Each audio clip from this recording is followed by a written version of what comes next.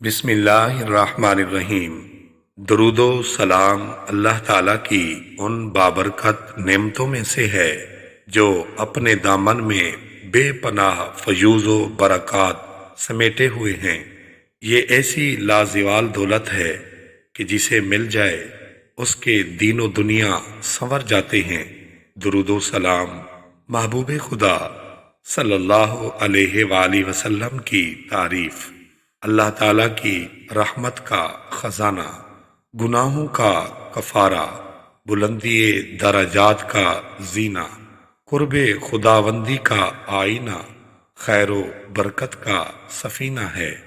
مجلس کی زینت، تنگ دستی کا علاج، جنت میں لے جانے والا عمل، دل کی طہارت، بلاؤں اور مصیبتوں کا تریاق، روح کی مسرت، روحانی پریشانیوں کا علاج، غربت و افلاس کا حل، دوزخ سے نجات کا ذریعہ اور شفاعت کی کنجی ہے۔